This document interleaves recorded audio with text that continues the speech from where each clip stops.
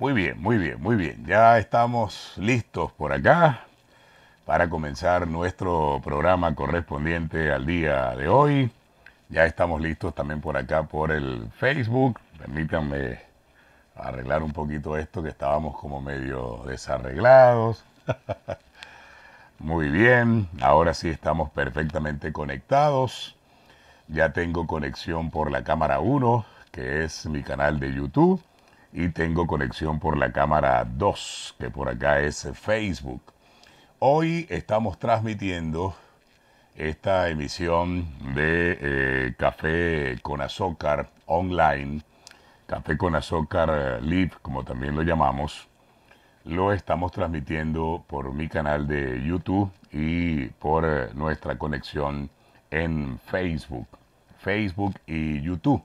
Hoy no estamos transmitiendo por Instagram porque, como ya lo saben, 3 veces a la semana transmitimos Instagram, YouTube, y 2 veces a la semana transmitimos Facebook y YouTube. Siempre la transmisión va a salir por YouTube porque de alguna manera nos gusta que lo que decimos permanezca en el tiempo. La ventaja del canal de YouTube es que todo lo que grabamos va a estar allí hasta que, hasta que Dios lo permita. Es decir, no se va a borrar prácticamente nunca, a menos que yo mismo lo borre, porque va a estar en mi canal de YouTube. Pero Instagram tiene el inconveniente de que el video solamente permanece durante 24 horas. Y Facebook, si bien es cierto, el video también permanece mucho más tiempo, pero se va perdiendo en el cúmulo de tantas cosas que uno diariamente va colocando en el perfil de Facebook. Así que me gusta más que quede, digamos, el historial de todo lo que hacemos. Me gusta más que quede permanentemente en nuestro canal de YouTube. Y por supuesto, el objetivo que estamos buscando es de alguna manera incrementar nuestra presencia en YouTube, aumentar nuestra presencia en YouTube. Gracias a Dios ya tenemos una muy buena presencia y una muy buena cobertura en Facebook. Tenemos también una muy buena cobertura en Instagram, pero nos interesa aumentar, incrementar, hacer cada día más grande nuestra comunidad en YouTube. Así que esa es la idea. Bien, vamos a darle los buenos días a todos. Hoy es viernes, acá en Venezuela son exactamente las 9:55 de la mañana. Hoy es viernes 5 de mayo de 2018 y hemos amanecido el día de hoy con noticias eh, que tienen que ver con el área económica. Hay una información que desde ayer ha copado prácticamente las primeras páginas de todos los medios, tanto nacionales como internacionales. La intervención por parte del régimen de Nicolás Maduro de la institución bancaria Banesco, Banesco, Banco Universal, el primer banco privado de Venezuela, el primer banco privado de Venezuela, el banco con mayor cantidad de oficinas, el banco con mayor cantidad de cajeros automáticos, el banco que maneja prácticamente la mayor cantidad de operaciones bancarias que se realizan diariamente en Venezuela.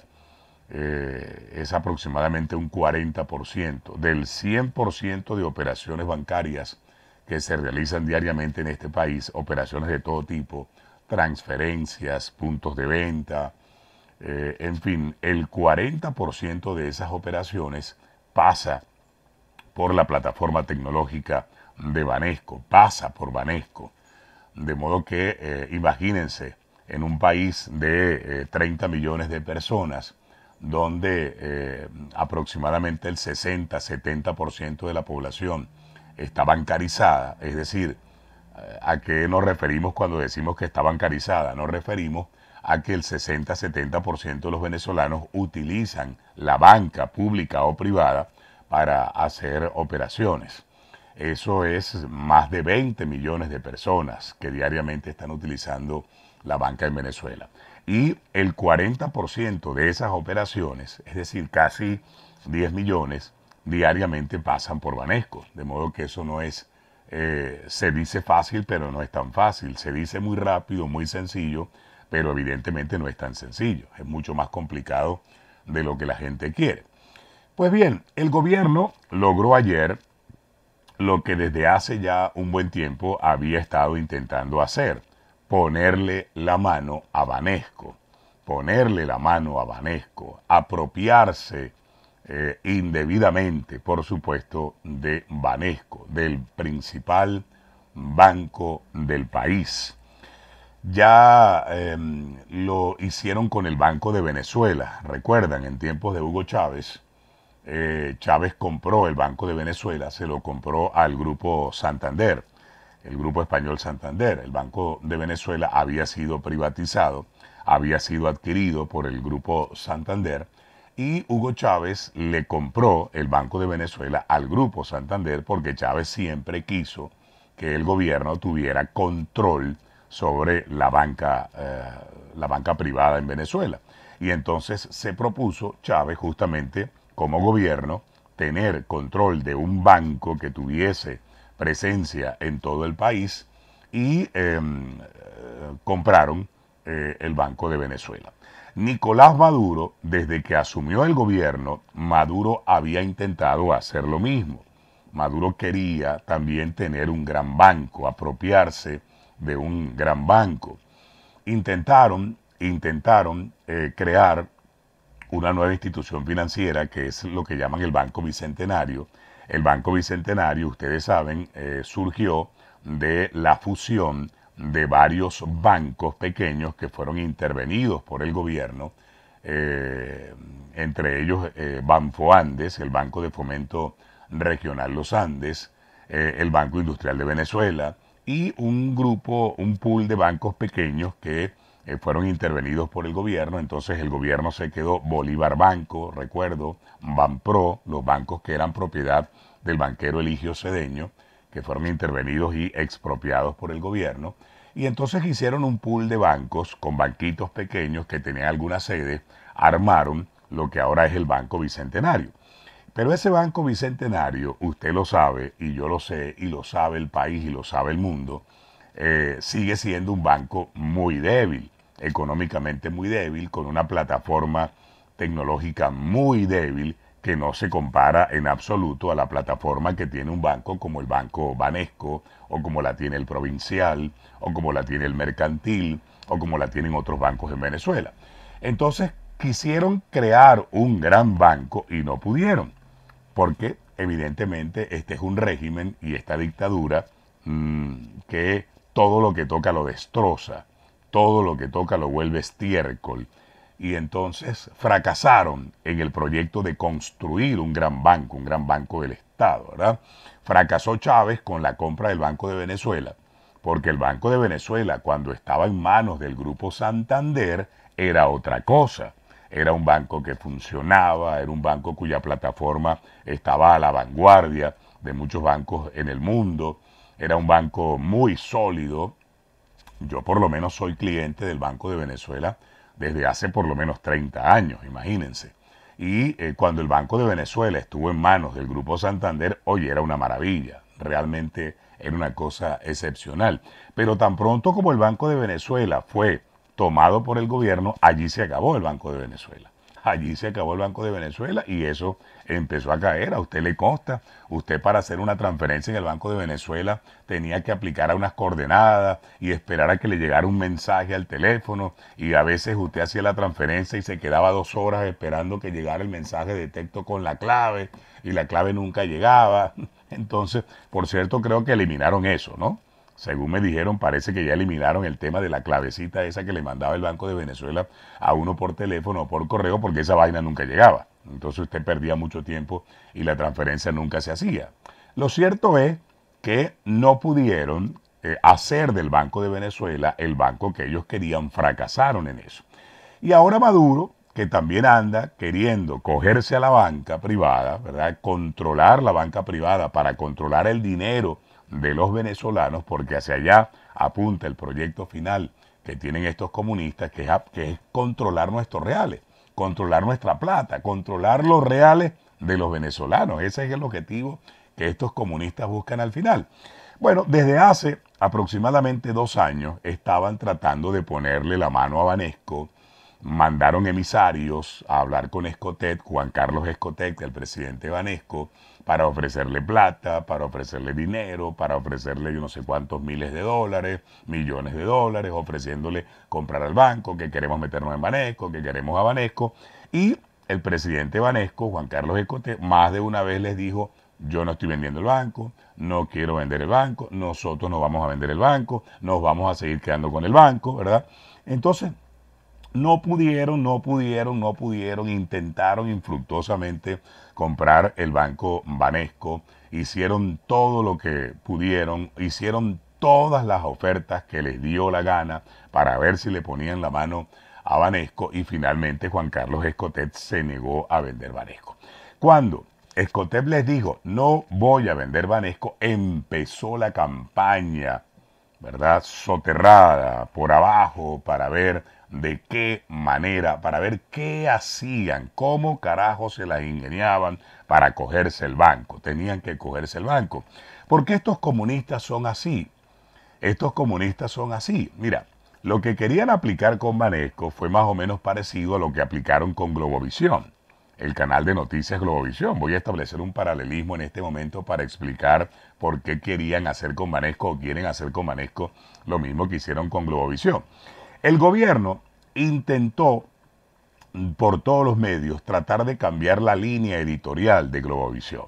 Globovisión era el canal más opositor que había en Venezuela, un canal que tenía una línea editorial muy definida contra el gobierno, y era el canal por donde los venezolanos nos enterábamos de las cosas que estaban pasando, de las cosas que estaban ocurriendo. Era el canal donde uno podía ir como opositor a decir todas las vainas que uno estaba sintiendo, ¿verdad? Mientras que estuvo allí Alberto Federico Rabel, mientras que estuvo allí el equipo que lideró Rabel durante muchos años en Globovisión. Entonces, el gobierno envió emisarios muchas veces para tratar de que Globovisión bajara la guardia, para tratar de que Globovisión no hiciera lo que estaba haciendo. Le abrieron expedientes, todas las semanas mandaban un equipo de Conatel a Globovisión a abrir procedimientos administrativos, y sancionaron a Globovisión, le metían multas a Globovisión para que Globovisión bajara la guardia de alguna manera, y no pudieron. Entonces, cuando se dieron cuenta que Globovisión no iba a cambiar y que no les iban a vender el canal porque ellos querían que les vendieran el canal, comenzó la guerra contra Globovisión. Sacaron a Alberto Federico Rabel de la directiva, presionaron al doctor Zuluaga para que sacara a Alberto Federico Rabel de la dirección de Globovisión. Después empezaron a presionar a Zuluaga, ¿verdad? Recuerdan ustedes que a Zuluaga casi lo meten preso porque le consiguieron unos carros en una casa para buscar la manera de doblegar a Globovisión para que vendiera Globovisión. No lo consiguieron. Y después se metieron con Nelson Messerane, que Nelson Messerane era banquero, era el dueño del Banco Federal. Y entonces le intervinieron el Banco Federal a Nelson Messerane, obligaron a Nelson Messerane prácticamente a entregar el Banco Federal, porque lo que querían era Globovisión, la pelea era por Globovisión, ¿verdad? Hasta que finalmente, de tanto que fregaron y tanto que jodieron y tanta vaina que echaron para tratar de controlar Globovisión, finalmente buscaron un mecanismo mediante el cual le dijeron al doctor Zuluaga: o usted vende Globovisión o le vamos a cerrar el canal y no le vamos a renovar la concesión a Globovisión. Porque se vencía la concesión de Globovisión y evidentemente no le iban a renovar la concesión a Globovisión como hicieron con Radio Caracas Televisión, que no le renovaron la concesión y prácticamente cerraron el canal. Frente a esa presión, a Guillermo Zuluaga no le quedó otra vía que vender Globovisión. Tuvo que vender Globovisión a un empresario que era afecto al chavismo, que era amigo del chavismo, que probablemente tiene negocios y vínculos muy cercanos con gente pesada del chavismo, y listo, se acabó el tema de Globovisión, salió Rabel, salió Meserane, salió Zuluaga y ahí está Globovisión ahora prácticamente casi que controlada por el gobierno de Nicolás Maduro. Bueno, lo mismo, la misma receta, exactamente la misma receta le están aplicando en este momento a Banesco Banco Universal. Es decir, empezaron las presiones contra Banesco, empezaron las presiones contra Juan Carlos Escotet, empezó la persecución contra los directivos, contra la gente, las acusaciones por aquí, las acusaciones por allá. Mandaron a sopotoscientos empresarios a ofrecer plata, 5 millones, 20 millones, 100 millones, 300 millones, 400 millones, 1.000 millones de dólares y Escotet le decía lo mismo, no se los voy a vender, no se los voy a vender. Hace unos meses atrás, Diosdado Cabello en un programa de televisión lo dijo. Dijo, ya tenemos lista la compra de Banesco, ya hablamos con Escotet, Escotet nos va a vender Banesco, le vamos a pagar una plata, porque ese banco tiene que ser del gobierno, y no sé qué, patatí patallá. A la media hora, Juan Carlos Escotet escribió un tuit diciendo, no señor, Banesco no está en venta, no vamos a vender Banesco, ni se la vamos a vender al gobierno, ni se la vamos a vender a nadie, así que usted está equivocado.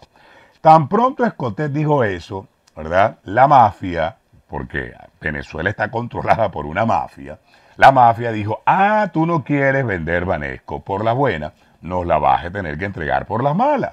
Y empezó la campaña por abajo para ver de qué manera le ponían la mano a Banesco, ¿verdad?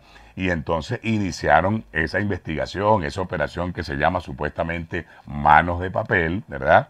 Que por cierto el nombre es hasta ridículo, eso de Manos de Papel. Y entonces, finalmente, después que metieron preso a unos empresarios aquí en Táchira, a una gente por allá en Zulia, a una gentecita por allá en Caracas, que como 140 personas, encontraron 900 cuentas bancarias en Banesco que supuestamente tenían mucho dinero, entonces intervinieron las cuentas, ¿verdad? Y patatí, le quitaron unos carros a una gente, le quitaron los reales a otra gente.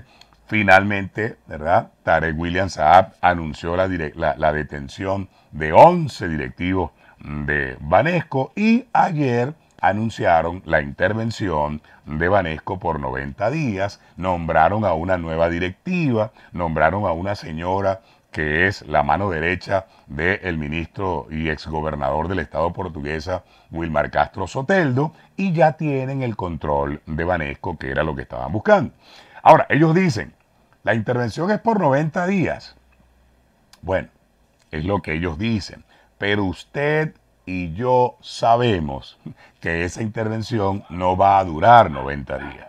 No lo va a durar, ¿verdad? Es lo que dicen ahora, 90 días. Bueno, por 90 días, vamos a ver cómo nos va en estos 90 días. Pero conociendo a esta mafia como uno la conoce, y sabiendo cómo actúa esta mafia, porque ya sabemos cómo actúa la mafia, usted y yo sabemos perfectamente que esa intervención no va a durar 90 días y que muy probablemente esa intervención se va a extender. Voy a prender el aire acondicionado porque ya está haciendo calor aquí en la ciudad, a pesar de que amaneció lloviendo acá en la ciudad, ya empiezo a sentir un poco de calor. En la medida en que entramos en calor en lo que estamos hablando, entra en calor también el cuerpo y hay que encender el aire acondicionado para que podamos seguir hablando con más calma. Entonces, el gobierno ya tiene por ahora lo que quería, ya le puso la mano a Banesco por los próximos 3 meses. Banesco va a estar controlado, intervenido por el gobierno, ¿verdad?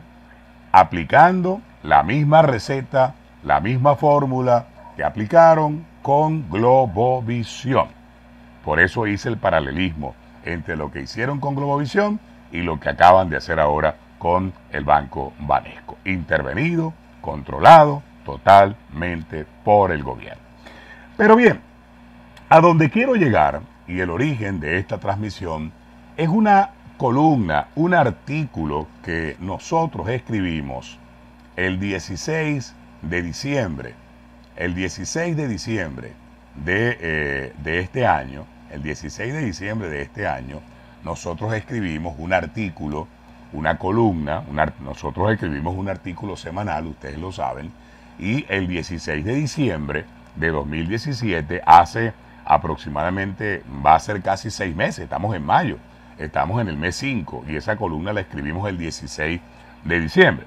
Entonces, el 16 de diciembre de 2017 ya nosotros manejábamos información de los planes de Nicolás Maduro para estatizar la banca privada.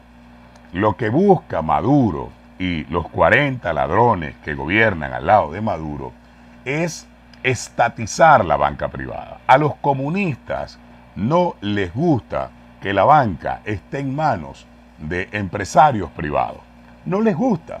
El comunismo nunca ha aceptado que la banca esté en manos del sector privado. A los comunistas les gusta que los bancos, es decir, el dinero, esté bajo un control del gobierno. Porque para que el comunismo pueda triunfar, para que el comunismo pueda imponerse y tener éxito, momentáneo, pero tener éxito, tiene que tener al menos 3 controles sobre la sociedad. Tiene que tener control político sobre la sociedad, tiene que tener control ideológico sobre la sociedad y tiene que tener control económico. Porque el socialismo, el comunismo es control. El comunismo es control por parte del Estado. En el comunismo el Estado lo quiere controlar todo. No puede haber ni una sola rama del poder político o del poder económico que esté controlado por alguien que no sea el gobierno. Los comunistas son así. Eso pasó en Cuba, pasó en la desaparecida Unión Soviética, por ponerle 2 ejemplos, y está pasando en Venezuela. Control político. En el caso de Venezuela, ellos han logrado, como usted bien lo sabe, tener control político, control electoral, controlan políticamente al país y lo controlan porque tienen control sobre el Tribunal Supremo de Justicia, crearon una Asamblea Nacional Constituyente y desecharon la Asamblea Nacional que teníamos nosotros, que es el poder realmente establecido en la Constitución de la República Bolivariana de Venezuela. Tienen control político sobre la población, con los comités, con los colectivos, con los comités. Aquí no hay comité de defensa de la revolución, pero hay organismos que cumplen exactamente la misma función. ¿Okay? Los CLAP son comités de defensa de la revolución. Lo que pasa es que no se llaman comités de defensa de la revolución, pero en la práctica son eso. Son comités para controlar ¿qué? Para controlar lo que usted come, para controlar su comida, para controlar que usted coma solamente lo que ellos quieren que usted coma. Y usted no puede comer otra cosa sino lo que ellos quieren que usted coma. Entonces, control político, control social, ¿verdad? Control económico. Y control económico implica controlar los bancos implica controlar su dinero. Bueno, en la práctica está ocurriendo, fíjese, usted va a un cajero automático y usted no puede retirar de ese cajero automático sino 10.000 bolos, 10.000 bolívares, 2 billeticos de 5 o un billetico de 10, 10.000 bolívares, usted no puede, no puede, o sea, su propio dinero, un dinero que es suyo, que usted se lo ganó trabajando con el sudor de su frente, usted va a un cajero y el cajero solamente le da 10.000 bolos. Bueno, ¿y eso quién lo puso así? El gobierno. Las operaciones bancarias están controladas. Usted no puede hacer transferencias sino hasta cierto monto, hasta cierto punto, porque si usted se excede de hacer transferencias por un monto, usted no puede, porque eso está controlado ¿por quién? Por el gobierno, ¿verdad? Lo controla la banca, pero lo controla la banca por órdenes del gobierno. Entonces, en la práctica, lo que hay es un corralito financiero. Usted está encerrado, atrapado, sin poder manejar su dinero, sin poder sacar su dinero y sin tener control total sobre su propio dinero, ¿verdad? Entonces lo han ido logrando ese control económico. Y ahora van hacia el control de la banca. Comenzaron con Banesco, mañana será el provincial, pasado mañana será el mercantil y después será otro y otro y otro y otro, hasta que el gobierno, la revolución, Maduro y sus 40 ladrones logren tener control total sobre la banca para, a través de la banca, controlar su plata, sus reales, su dinero. En la práctica lo que está ocurriendo es que el gobierno le está metiendo la mano en el bolsillo a todos y cada uno de los venezolanos. Eso lo hace el comunismo. Eso lo hace el comunismo. Este comunismo que desde hace ya casi 20 años ha venido siendo implantado en Venezuela. Pero bueno, el 16 de diciembre, si tienen una computadora a la mano, pueden buscar Google, métanse en Google y van a buscar un artículo que nosotros escribimos el 16 de diciembre titulado Maduro quiere estatizar la banca. Maduro quiere estatizar la banca, lo dijimos, lo advertimos, lo adelantamos hace 6 meses. Una de las cosas a las que nosotros nos dedicamos desde hace más de 3 o 4 años, ¿verdad?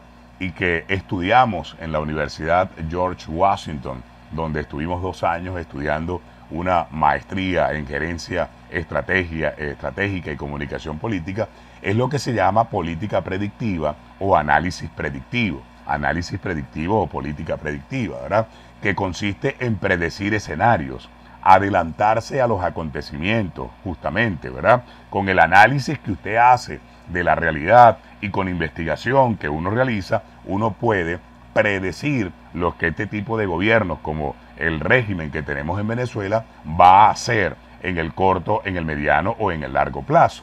Y aplicando análisis predictivo y aplicando lo que llamamos política predictiva, nosotros advertimos hace 6 meses que esto iba a ocurrir, que el gobierno se estaba preparando para estatizar la banca. Lo que ha ocurrido con Banesco es el primer paso en firme que este gobierno está dando. ¿Para qué?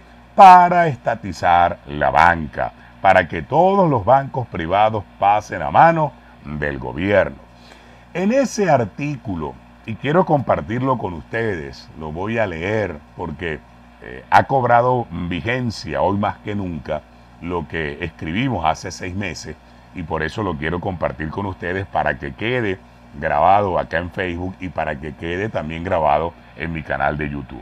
Por acá me escribe Jaime Pineda Abreu, me está escribiendo por acá por Facebook, Jaime Pineda Abreu, saludos Jaime, me dice excelente información amigo Gustavo, saludos Jaime, gracias por conectarte a nuestro canal en Facebook, muchísimas gracias Jaime. Bueno, fíjense lo siguiente entonces, el artículo que escribimos el 16 de diciembre de 2017 comenzaba de esta manera, lo voy a leer tal cual y haré quizás algunos agregados o algunos paréntesis para agregar algunas cosas. Dice lo siguiente, Nicolás Maduro tiene sobre su escritorio desde hace varios meses un decreto para estatizar los bancos venezolanos.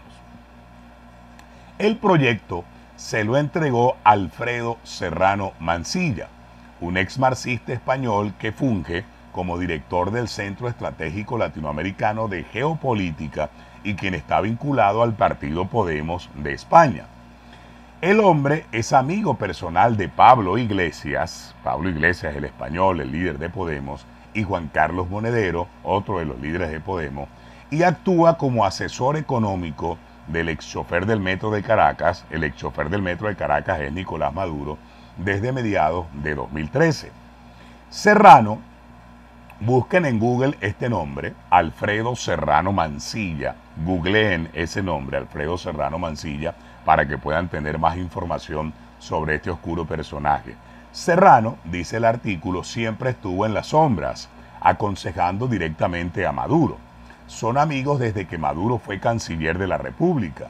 El andaluz llegó a Venezuela tras la toma de posesión de Maduro en abril de 2013 y realizó varios viajes a Caracas hasta finales de agosto de 2016, cuando el jefe de Estado lo promovió a un nuevo cargo.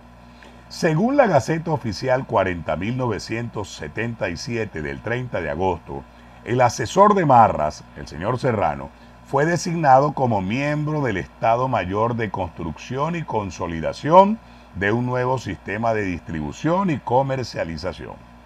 Serrano no duró mucho en ese puesto donde lo había nombrado Maduro. Tuvo un fuerte encontronazo con el ministro de la Defensa, Vladimir Padrino López, y los generales que están a cargo de la distribución de alimentos en Venezuela. Al parecer, los hombres que usan uniforme verde oliva no querían a un entrometido husmeando en sus negocios. Usted sabe que el negocio de la alimentación lo manejan los militares y los militares no querían ningún extraño que le estuviera metiendo mano en los negocios que ellos manejan, evidentemente, ¿verdad? Entonces no querían a ningún extraño husmeando en sus negocios. El generalato pidió cambiar un serrano por otro serrano y fue así como en la Gaceta Oficial del 2 de septiembre, la Gaceta número 40.980, el cargo que ocupaba el español apareció con otro nombre, el de un militar, el general de división Pedro Jesús Serrano Duque. El español Serrano Mansilla es un fiel defensor de la estatización. El dirigente de Podemos considera que lo mejor para Venezuela, para la Venezuela socialista, antiimperialista, revolucionaria, bolivariana, chavista, como la llaman ellos, es que el Estado asuma la administración de empresas privadas, tal cual como lo estuvo haciendo cuando Hugo Chávez fue presidente. La estatización de la banca es una idea que siempre ha estado en la mente de los revolucionarios que nos gobiernan, que nos mal gobiernan desde 1999. Ellos creen a pie juntillas que los medios de producción y el sector financiero no puede estar en manos de empresarios privados. No pueden estar en manos privadas. Perdón. La estatización o nacionalización es una acción muy característica de ideologías y gobiernos mal llamados socialistas. En América Latina, aquí entramos un poco a hablar de las experiencias de estatización bancaria en América Latina. Atención con esto. En América Latina, la estatización del sector financiero no es algo nuevo. Ocurrió en Costa Rica en 1948. Luego ocurrió en El Salvador en 1970. La estatización más recordada ocurrió en Chile. El 30 de diciembre de 1970, a escasos 2 meses de haber asumido la presidencia, Salvador Allende anunció una medida fundamental para poner en marcha el socialismo en Chile: la estatización de la banca que se encontraba en manos privadas. Esto ocurrió en Chile en 1970, ¿verdad? Salvador Allende justificó la medida alegando que lo hacía, abro comillas, para leer lo que dijo Salvador Allende en su oportunidad. Salvador Allende dijo que lo hacía para lograr que la banca deje de ser un instrumento al servicio de una minoría, para utilizar sus recursos en beneficio de todo el país. Es preciso que el sistema bancario sea de propiedad estatal. La banca siempre buscará la forma de evitar los controles mientras su administración directa no esté en manos del gobierno. Cierro comillas. Así pensaba Salvador Allende en 1970, que es lo mismo que piensan estos comunistas que están al frente de Venezuela, imagínense ustedes, en 2018. Desde 1970 eso lo pensaba Salvador Allende. Hace 50 años aproximadamente, Allende aplicó la misma medida en Chile, ¿verdad? Después de la experiencia chilena, vino México en 1982. En septiembre de 1982, el presidente de México, José López Portillo, aconsejado por su asesor, el empresario Manuel Espinosa Iglesias, poderoso propietario de un banco, Bancomer, y uno de los hombres más ricos de México en aquel entonces, decidieron estatizar la banca, aunque ellos prefirieron, en lugar de llamar estatización, llamaron nacionalización de la banca. López Portillo, presidente de México, dijo en aquella oportunidad, en 1982, abro comillas, he expedido en consecuencia 2 decretos, uno que nacionaliza los bancos privados del país y otro que establece el control generalizado de cambios. 1982, México, estatización de la banca, control de cambio. En Venezuela tenemos control de cambios desde el año 2003 y ahora vamos hacia la estatización de la banca. Es la misma receta la que aplican los comunistas en todo el mundo. Entonces López Portillo dijo, en aquella ocasión, he expedido en consecuencia 2 decretos. Uno que nacionaliza los bancos privados del país y otro que establece el control generalizado de cambios. Es ahora o nunca, dijo, ya nos saquearon, México no se ha acabado, no nos volverán a saquear, cierro comillas. López Portillo, presidente de México, aseguraba que la banca privada promovía la fuga de divisas y permitía el predominio de quienes llamó sacadólares y que habían llevado al país a una crisis financiera. En total, en México, 1982, fueron nacionalizados 49 bancos. Las consecuencias, por cierto, fueron desastrosas para la economía mexicana. Y si quiere saber más de eso, hable con los mexicanos que ellos se lo pueden explicar mejor que yo. En 1987 le tocó el turno a Perú. Sí, Perú, 1987, hace casi 30 años. El presidente Alan García acusó al sistema financiero de ser cada día más dependiente de la especulación del dólar y de la inversión de las ganancias en la moneda norteamericana. Alan García decretó la estatización de la banca y anunció también la clausura inmediata y definitiva de las casas de cambio y la suspensión del mercado paralelo del dólar. Lo que vino después de esa medida en Perú ya es historia, ¿verdad? Pero se lo voy a resumir en una sola frase. Después que Alan García tomó esa decisión, el Perú se volvió mierda. Perdónenme que sea tan escatológico, tan grosero, porque no acostumbro ser escatológico y grosero, pero no consigo otra frase para resumirlo, ¿verdad? Y tengo que decirlo de esa manera. Pero después que Alan García tomó esa medida en Perú en 1987, estatizar la banca, suspender el mercado paralelo del dólar, ¿verdad? Supuestamente para combatir la especulación con el dólar, el Perú se fue por un barranco y el Perú se volvió mierda y la hiperinflación se tragó a los peruanos. De eso le pueden hablar muy bien los peruanos, que ya pasaron por lo que nosotros estamos pasando. Entonces, estas fueron algunas experiencias en América Latina, ¿verdad? Costa Rica, El Salvador, México, Perú. En todos esos países donde se aplicó control de cambios y luego se estatizó la banca, todos esos países se volvieron mierda. La economía se volvió mierda. Se acabaron esos países. La experiencia fue desastrosa. Es decir, en ningún país donde se haya estatizado la banca, la economía ha mejorado. Todo lo contrario, el desastre es 1000 veces, 1.000.000 de veces peor al que había antes, para que estemos claros. El sistema bancario de Venezuela, volviendo a Venezuela, el sistema bancario de Venezuela, ¿verdad? Ciertamente no ha sido uno de los más sanos del continente. Sigo leyendo el artículo que escribimos en diciembre de 2017. Pero hay evidencia de que tampoco es el más malo. Tampoco es el más malo. ¿Ah?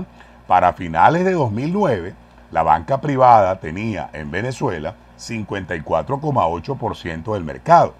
La banca pública o estatal tenía el 31,91% para finales de 2009.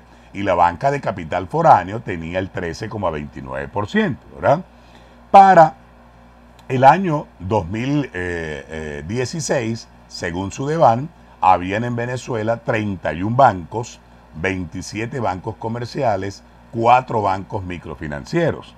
El sector le estaba dando empleo a cerca de 80,000 personas, ¿verdad? En Venezuela habían casi 4,000 agencias u oficinas bancarias en Venezuela, ¿verdad? La mayor crisis financiera que sufrió Venezuela, ustedes la deben recordar, fue en el año 1994, cuando fue necesario intervenir 16 bancos, se intervinieron 16 bancos, la mayoría de ellos fueron cerrados, usted lo recuerda, ¿verdad? Continúo leyendo el artículo y digo, Chávez siempre quiso ser banquero, Saludos por acá, Estela Contreras. Estela Contreras está en sintonía de nuestra transmisión por Facebook Live en este momento. Chávez siempre quiso ser banquero. Y acá comienzo a hablar del Banco de Venezuela. Fíjense, en 2008 Chávez compró el Banco de Venezuela. Se lo compró al Grupo Santander, al Grupo Español Santander. Chávez le compró el Banco de Venezuela en 2008 porque ya Chávez tenía en mente estatizar la banca. Ya Chávez tenía en mente controlar la banca. En 2008 fue el año en el que Chávez le quitó 3 ceros a la moneda. Le quitó 3 ceros a la moneda. Ese mismo año en el que le quitó 3 ceros a la moneda, compró un banco, el Banco de Venezuela. A finales de noviembre de 2009, Chávez intervino 11 bancos. 11 bancos fueron intervenidos por el banco, por el gobierno, y con todas las oficinas de esos 11 bancos intervenidos, se creó el Banco Bicentenario, el cual comenzó a funcionar el 21 de diciembre de 2009, ¿verdad? Aquí en el artículo recuerdo, hago un recordatorio de aquella conversación telefónica en cadena nacional de radio y televisión entre Hugo Chávez y un banquero, el presidente del Banco Provincial. Ustedes lo deben recordar. Chávez estaba transmitiendo su programa en cadena nacional de radio y televisión, agarró el celular y llamó al presidente del Banco Provincial, ¿verdad? Y le armó un peo y le dijo, mira, vale, o tú haces lo que sea o yo te expropio el banco mañana mismo. ¿Ah? Así como era Chávez, ¿no? Medio loco, tú sabes, ¿no? Militar, al fin y al cabo, dictador, tirano. Así actúan los tiranos. Agarras el teléfono, mira, vale, o me haces esto, o mañana te expropio el banco y se acabó el peo. Bueno, cualquiera se asusta, coño, ¿entiendes? Bueno, así actuaba Chávez. A usted le consta eso, ¿verdad? En el año 2010, en el 2009 Chávez intervino 11 bancos. Y en el 2010 intervino 5 bancos más. Es decir, 16 bancos fueron intervenidos por Chávez entre 2009 y 2010, ¿verdad? Entre ellos el Banco Federal, propiedad de Nelson Messerane, accionista del canal Globovisión, ¿verdad? También fue intervenido Bancoro, ¿verdad? En el 2011 siguió interviniendo banco, intervino a Banvalor, al banco Banvalor. Y entonces, en la medida en que el gobierno iba interviniendo bancos y apropiándose de los bancos privados, ¿verdad? En paralelo, iban creando bancos del gobierno. Porque ¿qué hacía Chávez? Chávez intervenía un banco privado, le quitaba los reales, le quitaba las oficinas, y con los reales y las oficinas del banco privado, él creaba otro banco, ¿verdad? Entonces creó el Banco Bicentenario, después creó el Banco del Pueblo Soberano, el Banco de Desarrollo de la Mujer, el Banco de la Fuerza Armada, Banco del Tesoro, Banco Agrícola de Venezuela y banco. Por cierto, un paréntesis, ninguno de esos bancos que están en manos del gobierno sirve para un carajo. Ninguno sirve para un carajo. La plataforma tecnológica que tienen es un desastre total. Son bancos que dan pérdidas. Bueno, entre comillas, dan pérdida, ¿no? Porque los que están dentro del banco, por supuesto, haciendo negocios, esos tipos se han vuelto multimillonarios, ¿verdad? Manejando bancos del gobierno. Pero no hay un solo banco del gobierno. No hay un solo banco del gobierno que le llegue a los tobillos a Banesco. No lo hay. No hay, lo voy a repetir, no hay un solo banco del gobierno que le lleve a los tobillos a Banesco. Ni en servicio, ni en plataforma, ni en cartera crediticia, ni en recursos, ni en personal humano, en nada, para que estemos claros, ¿verdad? La intención del gobierno siempre estuvo muy clara. Había que reducir la presencia de empresarios privados en el sector financiero. Paralelamente había que aumentar la participación del gobierno en la banca, de manera que todo el dinero de los venezolanos, o por lo menos una parte importante, estuviera siempre bajo control del gobierno. La estrategia no solamente se aplicó en los bancos, también en las empresas de seguro y por supuesto en los medios de comunicación. Saludos a Carlos Eduardo García Díaz desde París, nos escribe Carlos Eduardo García, nuestro exalumno, está conectado a nuestro canal en Facebook. Pero tal parece, sigo leyendo la columna, pero tal parece que todo eso no ha sido suficiente. La revolución sabe que su supervivencia depende fundamentalmente de tres elementos. Ya lo decíamos en diciembre de 2017. La supervivencia de la revolución, la supervivencia de la dictadura, la supervivencia de la tiranía que hay en Venezuela depende de tres elementos: control político, control militar y control financiero. El primero prácticamente ya lo tienen, ¿verdad? Han logrado, con el apoyo del Tribunal Supremo de Justicia, minimizar y reducir a su mínima expresión a la Asamblea Nacional. El Consejo Nacional Electoral ha hecho la tarea de prácticamente eliminar a todos los partidos políticos. El control militar prácticamente lo tienen. Tienen a todos los militares en el gobierno, administrando plata, han nombrado a militares como alcaldes, le han dado a los militares gobernaciones, le han dado a los militares 16 de los 33 ministerios que hay en Venezuela. 16 ministerios están bajo control de los militares. Y aparte de eso, han estado creando empresas y esas empresas se las están dando a los militares, ¿verdad? El Banco de la Fuerza Armada, la televisora de la Fuerza Armada, ahora los militares tienen una empresa para hacer ropa, ahora tienen una empresa de minería, ahora tienen una empresa petrolera, es decir, empresas y empresas y empresas para que los militares manejen plata, plata, plata, plata, plata, porque Maduro sabe que mientras los militares manejen plata, plata, plata, plata y plata, no lo van a tumbar y no van a hacer nada para salir de él, ¿no? Ese es el pensar de Nicolás Maduro. Así que tienen el control militar. Mientras Padrino López sea ministro, los generales van a defender la revolución a capa y espada, ¿verdad? De eso no hay ninguna duda. No hay ninguna duda de que eso va a seguir ocurriendo. Entonces, estaba entrando una llamada por acá y la tuve que colgar para seguir transmitiendo por Facebook. El que esté creyendo que estos militares van a tumbar a Maduro, que se baje de esa nube, ¿no? Que se baje de esa nube. Estos generales jamás van a hacer nada para salir de Maduro. Al contrario, ellos desean que Maduro se quede ahí 100 años, porque mientras Maduro esté allí, ellos van a seguir haciendo plata, plata, plata, plata, dinero, dinero, dinero, dinero, dinero, dinero. Y eso es lo que los militares quieren aquí. Hacer plata, volverse millonarios, multimillonarios. Y el único que les garantiza eso es Maduro. Más nadie. Para que estemos claros. Entonces, tienen control político, tienen control militar, y ahora ¿qué necesitan? Control económico. Control económico. El gobierno necesita que los ciudadanos dejen de manejar su dinero tal cual como lo hemos venido haciendo. La guerra económica es un invento. Las mafias del billete de 100 bolívares es otro.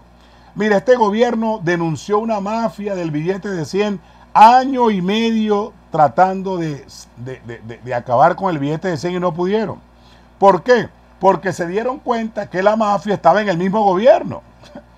Entonces dijeron, vaina, es que los mafiosos somos nosotros, los que tenemos el negocio con el billete de 100 somos nosotros. Entonces deja eso ahí, no te metas con esa vaina y déjame el billete de 100 tranquilo, ¿verdad? Y dejaron el billete de 100, ¿verdad? Entonces ya le quitaron 3 ceros al bolívar en el 2008, le van a quitar 3 ceros más al bolívar a partir del 4 de junio de 2018, ¿verdad? Siguen manejando la economía, tienen a PDVSA, tienen al CENCOEX, manejan los dólares, ahora quieren manejar los bolívares y quieren controlar los bolívares. Así son los comunistas, para que estemos claros. Y en Venezuela lo que tenemos es un gobierno comunista, ¿verdad? ¿Hacia dónde van ahora? ¿Hacia dónde van ahora, verdad? Van hacia la estatización de la banca. Lo dijimos, lo escribimos el 16 de diciembre de 2017 y es el artículo que les estoy leyendo, un artículo que tiene casi 6 meses de haber sido escrito. Ya nos dieron algunas pistas de lo que quieren. Limitaron el retiro por cajeros automáticos a solo 16,000 bolívares diarios, ¿verdad?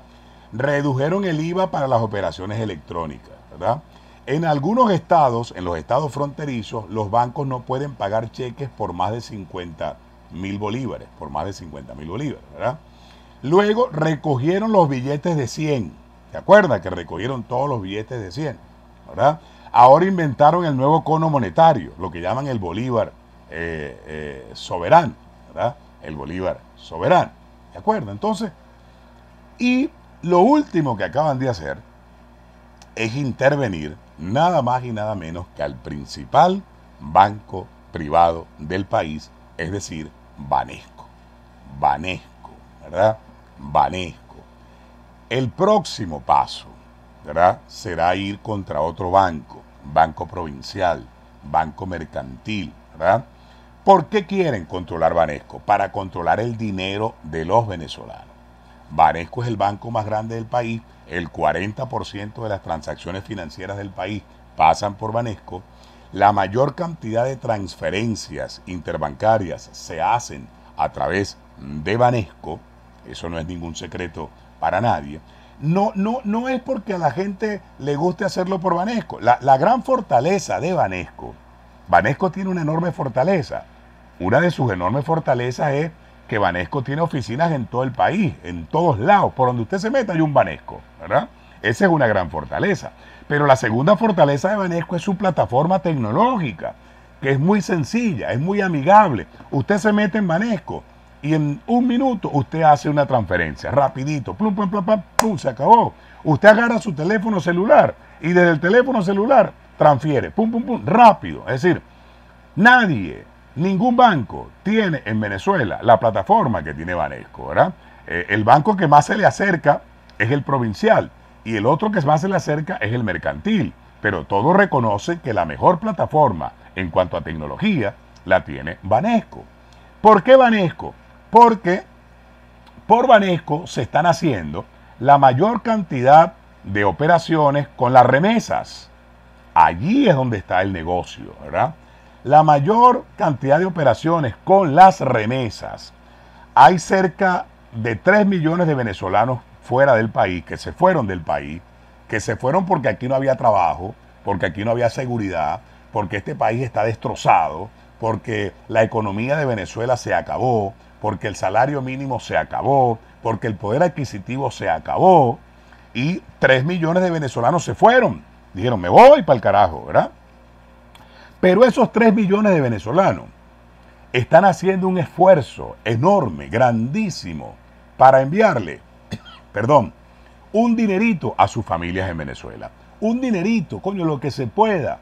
$5, $10, $20, $30. El que más tiene les manda $100. Y el que está ganando muy bien y le está yendo súper bien en Venezuela, que y tiene posibilidad, bueno, manda $300 mensuales. Cuando usted saca la cuenta de toda esa cantidad de dinero, aproximadamente el 90% de esas transferencias por la remesa se hacen a través de Banesco.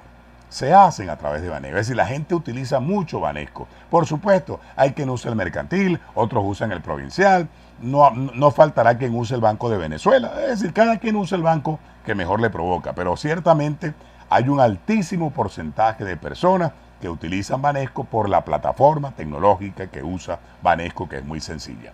Entonces el gobierno descubrió que allí hay otro negocio. Y Diosdado Cabello, que es el hombre que siempre le ha querido poner la mano a Banesco, descubrió que allí hay un tremendo negocio. Y dijo, carajo, imagínate, sacó la calculadora y dijo, coño, 3 millones de venezolanos afuera, mandando dólares todos los meses para convertir esos dólares en bolívares, y eso está entrando por Banesco, ¿verdad? El tipo multiplicó y dijo, 3 millones de venezolanos. Si cada venezolano pusiera $1 diario, serían 3 millones de dólares al día, ¿verdad? No es así, evidentemente.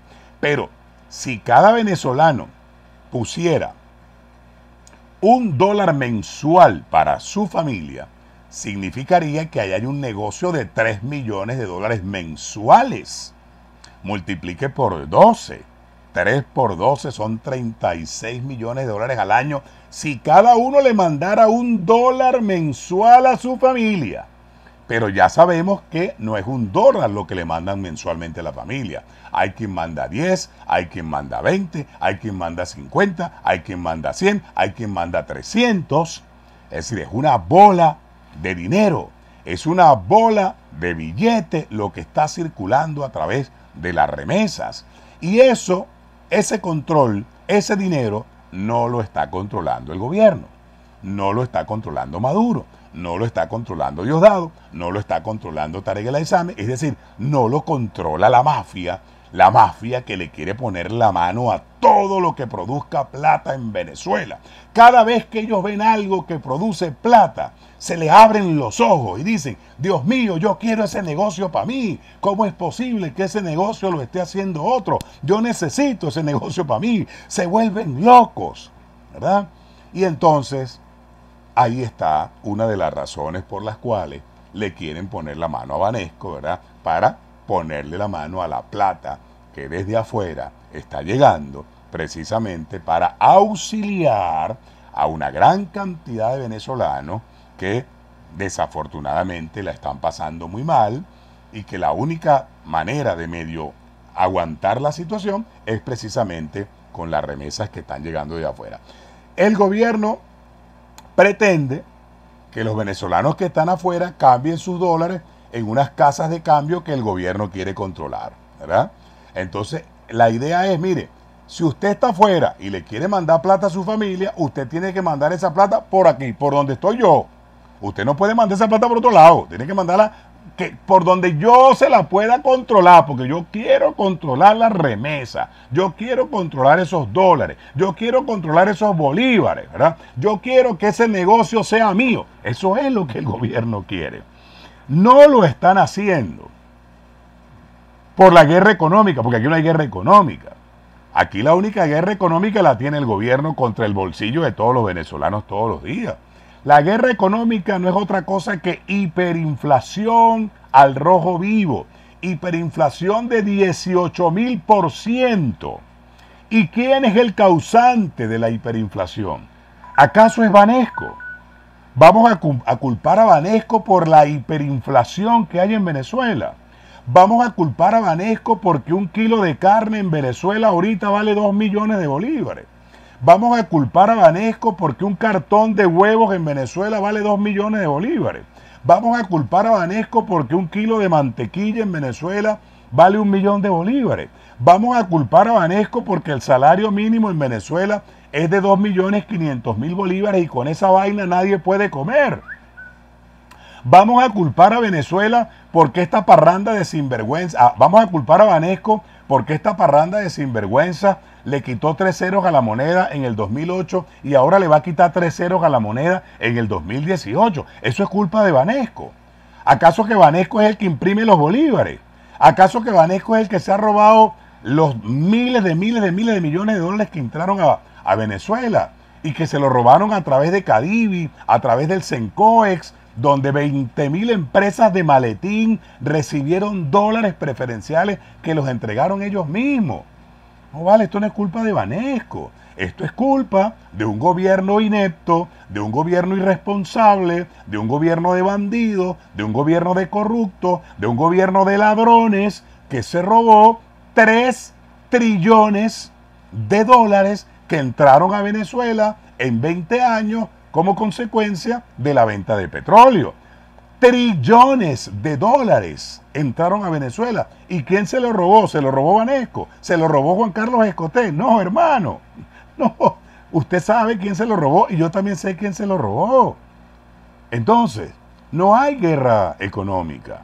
La guerra económica la tiene el mismo gobierno. El autor intelectual y material de la supuesta guerra económica es el gobierno de Nicolás Maduro. Es Nicolás Maduro y la parranda de ladrones que están en el gobierno. Entonces, no nos llamemos a engaño.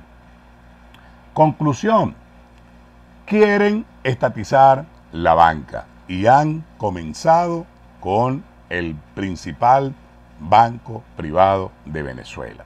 Y esto lo advertimos nosotros hace 6 meses. Lo dijimos hace 6 meses. Ahí está el artículo que les acabo de leer, publicado el 16 de diciembre de 2016 en varias páginas web, entre ellas lapatilla.com, jaquemateweb.com, y en varias páginas ahí está el artículo. Yo, por cierto, lo voy a copiar, lo voy a republicar en Facebook lo voy a republicar en Instagram para aquellas personas que no tuvieron oportunidad de leerlo, lo tengan allí para leer. Es decir, no hay sorpresas porque los comunistas actúan de esa forma. Y en Venezuela lo que tenemos es comunismo puro y simple. Comunismo puro y simple. Ya les dije lo que pasó en Costa Rica con el control de cambio y la estatización de la banca. Ya les dije lo que pasó en El Salvador con el control de cambio y la estatización de la banca. Ya les dije lo que pasó en el Chile de Salvador Allende con el control de cambio y la estatización de la banca. Ya les dije lo que pasó en el México de López Portillo en 1982 con el control de cambio y la estatización de la banca. Y les dije lo que pasó en el Perú de Alan García en 1987 con el control de cambio y la estatización de la banca. O sea, todas las experiencias han sido desastrosas. Y Venezuela no va a ser la excepción. No va a ser la excepción. A los chavistas, maduristas, que se alegran y se frotan las manos porque el gobierno intervino Banesco, dentro de 1 o 2 meses yo los voy a ver llorando, pidiendo cacao. Cuando la hiperinflación llegue a 40.000%, a 50.000%, yo los voy a ver pidiendo cacao, ¿verdad? Los voy a ver llorando, lágrimas de sangre, porque hay gente que aplaude y se frota las manos porque el gobierno intervino Banesco, ¿no? Porque hay gente que cree que su problema económico es culpa de Banesco. Hay gente que cree que es pobre por culpa de Banesco y de Juan Carlos Escotet. Hay gente que cree que el dinero no le alcanza por culpa de Banesco y de Juan Carlos Escotet. Imagínese usted, ¿verdad? Cuando usted y yo sabemos perfectamente, porque ya se lo he explicado, que Banesco no tiene absolutamente ninguna responsabilidad en eso. Todas las experiencias han sido catastróficas y desastrosas. Las experiencias de control de cambio y de estatización de la banca. De modo que, de continuar esto, los tiempos que se avecinan para Venezuela van a ser mucho más difíciles, mucho más complicados, mucho más desastrosos de lo que hemos visto.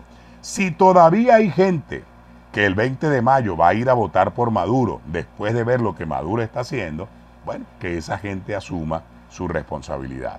Si hay gente que va a ir a votar por Falcón o por cualquiera de los otros 4 payasos el 20 de mayo, creyendo que votando por Falcón o por cualquier otro, esto no va a continuar, que asuman su responsabilidad. Porque ya hemos dicho en más de una oportunidad, en más de una ocasión, que la salida a la crisis de Venezuela no es electoral.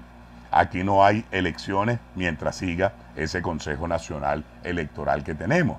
Uno no puede ir a un proceso electoral con Tibisay Lucena y las otras rectoras allí al frente de ese organismo. Ya sabemos lo que se nos espera. Por tanto, tenemos que seguir luchando desde cualquier frente, desde cualquier rincón, utilizando cualquier medio que tengamos: Facebook, YouTube, Instagram, Twitter, Snapchat, Periscope, cualquier red social por donde usted pueda hablar, opinar, denunciar. Todos los días hay que denunciar, todos los días hay que hablar, todos los días hay que opinar, decir lo que está ocurriendo en Venezuela, hablarle a los venezolanos, hablarle al mundo, hablarle al vecino, hablarle a los chavistas, a los maduristas, abrirle los ojos a los chavistas, maduristas, para decirle: hermano, Maduro te está llevando directo a un barranco. Maduro te está llevando al precipicio. Maduro te está llevando al cadalso. Te está llevando al cadalso. Maduro te está poniendo una guillotina en el cuello. No me la está poniendo a mí solo, no, se la está poniendo a los 30 millones de venezolanos. Se la está poniendo. ¿Para qué? Para él seguir manejando el poder y para que sus amigos sigan haciendo negocios y se sigan convirtiendo en los hombres más ricos de Venezuela y en los hombres más ricos de América Latina y probablemente en los hombres más ricos del mundo. Y todo eso lo está haciendo a costillas tuyas, con el voto que tú le das, con el apoyo que tú le das, Maduro sigue acabando con Venezuela. Y la única forma de parar esto, de detener esto, es salir de Maduro, sacar a Maduro, acabar con esta dictadura, acabar con esta tiranía. Las tiranías y las dictaduras no se sacan con votos, por cierto, para que estemos claros, no salen con votos, salen con algo más que usted sabe y que yo también lo sé. Bueno, mis queridas amigas, mis queridos amigos, muchísimas gracias por haberme acompañado en esta transmisión que hoy hemos hecho por Facebook y que hemos hecho también a través de YouTube. Compartan este video con sus amigos, lo pueden compartir en Facebook, lo pueden compartir en YouTube.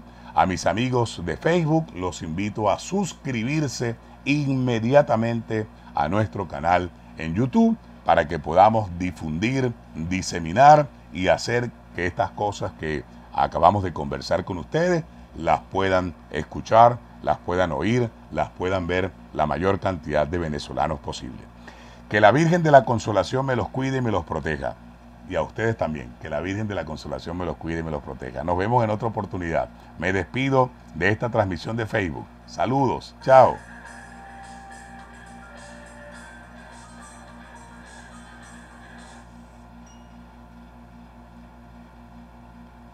Ya me voy a despedir también de YouTube. Estoy cerrando la transmisión de Facebook en este momento. Y ahora voy a cerrar también la transmisión de mis amigos de YouTube. Vamos a compartir este video que acabamos de transmitir por Facebook para que lo pueda ver cualquier persona. Y ahora voy a despedirme también de mis amigos de YouTube. Compartan este video, hablen con sus amigos para que se sigan sumando a nuestra comunidad en YouTube. Los quiero muchísimo. Que Dios y la Virgen me los acompañen. Chao. Bye, bye, bye, bye.